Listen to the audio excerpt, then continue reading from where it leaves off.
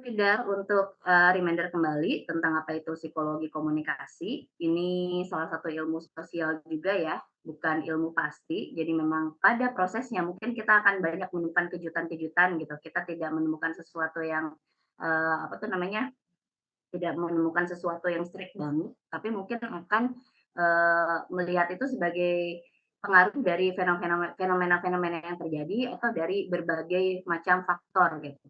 Mungkin nanti ketika kalian menganalisa, menganalisa objek objek komunikasi gitu, kalian bisa analisanya yang lain-lain, itu nggak apa-apa. Itu kayak basic ilmu sosial tuh memang seperti itu.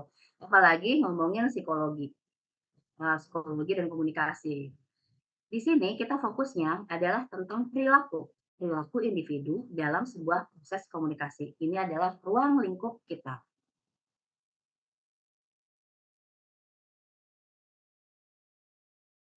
Ingin komunikasi, di situ ada komunikans, orang-orang yang terlibat dalam proses komunikasi. Siapa aja mereka? Mereka manusia, pasti manusia gitu. Kita nggak nyebutin manusia dengan hewan atau manusia dengan manusia, tapi dalam wujud yang lain gitu. Tapi manusia yang manusia. Dan merekalah yang terlibat dalam proses komunikasi ini. Nah, psikologi komunikasi ini fokus pada perilaku ya, perilaku manusia sebagai komunikan, sebagai orang yang terlibat dalam proses komunikasi itu. Kalau kita menarik ke sejarah, kalau kalian misalkan baca bukunya, oh ya saya ingin menunjukkan, ini buku yang dipakai, ini buku rujukan kita, kelihatan nggak? Kalian lihat ininya saya deh, nggak kelihatan deh, udah nanti saya share deh. Eee, buku psikologi komunikasinya diisi revisi dari Jalaluddin Rahmat, ya. Di situ ngejelasin tuh, ada sejarahnya juga tentang psikologi komunikasi gitu. Nah, kenapa kita pertama kali ngomongin psikologi komunikasi harus ngomongin diri sendiri.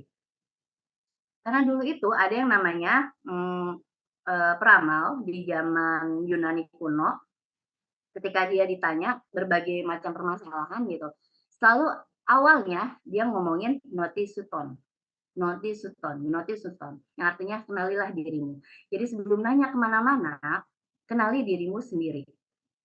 Nah, ini pun yang menjadi basic gitu dari pembelajaran kita di psikologi komunikasi, ya kita ngomongin kita sebagai manusia, manusia yang terlibat dalam satu proses komunikasi. Ayo kita kenali diri kita sendiri dulu. Kenali, kita ini makhluk apa sih? Makhluk kayak gimana sih? Lalu faktor apa aja yang mengendalikan perilaku kita? Karena, psikologi komunikasi fokus pada perilaku manusia sebagai komunikan dalam proses komunikasi, yaitu, kita ngomonginnya tentang perilaku. Kenapa kita melakukan itu? Faktor apa aja yang mengendalikan perilaku kita sehingga kita berbuat seperti itu. Kita akan berkutat di sini, kita akan mengenali diri kita dari 2 pertanyaan yang basic ini, tapi esensial gitu. Kita ini makhluk apa dan faktor apa aja yang mengendalikan perilaku kita.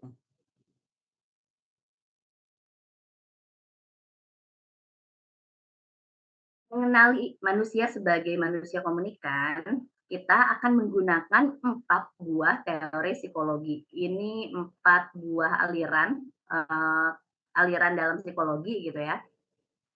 Ini kita akan belajar tentang ini, tapi, disclaimer aja, kita nggak akan, membahas ini secara mendalam gitu. Kalian mungkin pernah dengar beberapa teori komunikasi ini teori psikologi ini, mungkin pernah tahu juga, pernah membaca gitu. Nah, kita akan mempelajari, kayak apa ya, kayak benang merahnya mereka dengan komunikasi itu kayak gimana, dan kenapa kita mempelajari itu, kenapa kita menggunakan teori-teori tersebut. Tapi kita nggak mempelajari itu semendalam teman-teman kita di psikologi.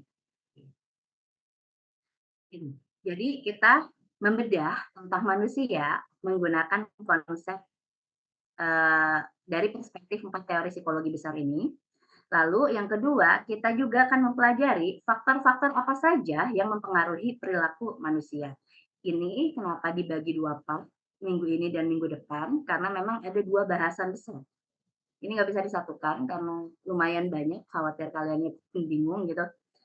Kita akan, kupas satu-satu. Yang pertama hari ini kita akan ngomongin tentang teori psikologi tersebut, ya.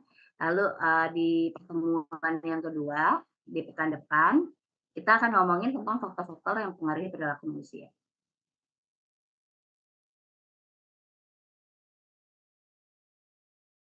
Ngomongin manusia. Kalau dari kacamata psikologi, manusia itu bisa berupa 4 hal, yaitu Homo volens, Homo mechanicus, Homo sapiens, dan Homo ludens. Ini adalah konsepsi psikologi tentang manusia. Kalau dari ilmu yang lain mungkin beda-beda ya. Misalkan manusia, kalau dari biologi gitu adalah, eee, makhluk yang ada yang memiliki jasmani, rohani, bla bla bla bla, misalkan seperti itu kan. Atau yang memiliki akal akal, jiwa, dan raga gitu. Tapi kalau dalam psikologi, manusia tuh dianggap sebagai 4 hal ini, Homo volens, Homo mechanicus, Homo sapiens, dan Homo ludens. Homo di sini ya, kata Homo tuh mengalami peorasi kan gitu. Mungkin di kepala kamu, kenapa sih harus Homo gitu? Homo kan kayak ini sudah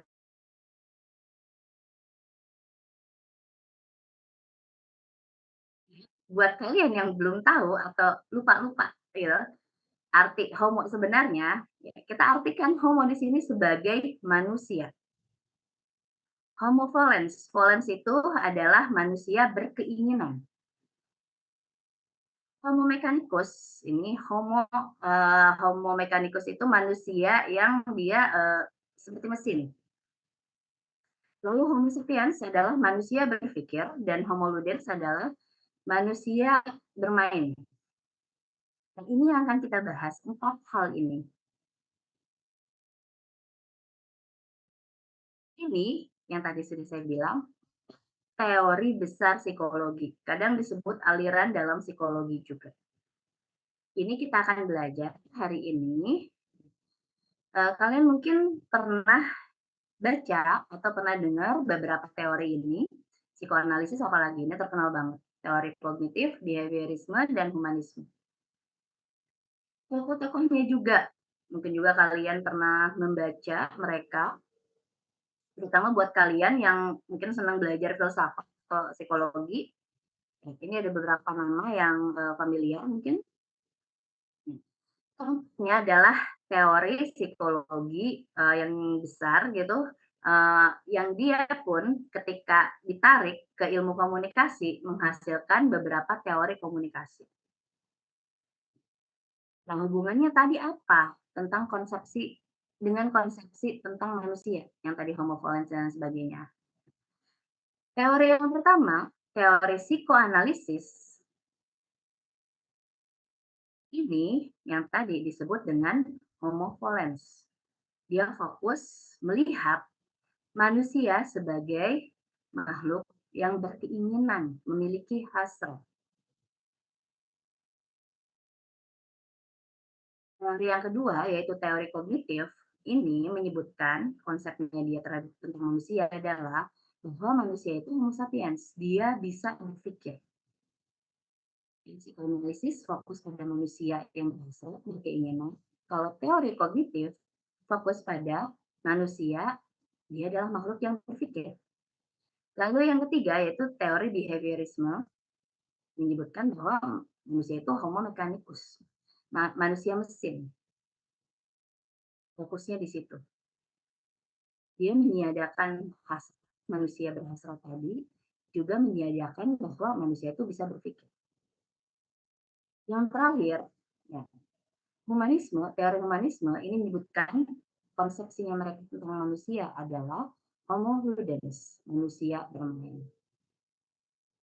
Ini 4 teori besar dalam psikologi. Mereka memiliki pandangan masing-masing terhadap manusia itu apa sih?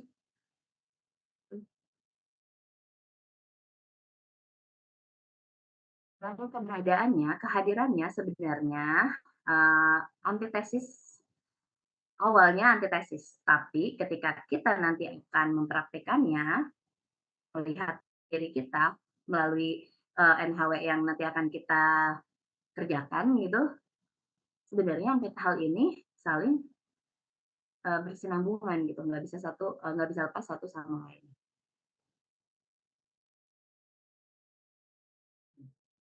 Nah, dalam psikologi komunikasi, kita tidak mempelajari 4 teori tersebut secara mendalam, karena memang kita bukan bukan jurusan psikologi gitu loh. Tapi kita menggunakan teori tersebut untuk, sih, membedah manusia, untuk melihat manusia itu kayak gimana. Tadi kan, tugas awal kita adalah notice to tone, mengenali diri sendiri. Pertanyaannya adalah siapakah diri kita? Diri kita adalah manusia, tapi manusia yang kayak gimana? Cara melihatnya kayak gimana? Kita gunakan 4 teori tersebut. Dan di sini kita tidak akan bahas teori mana yang paling baik. Karena dalam sejarahnya, teori behavior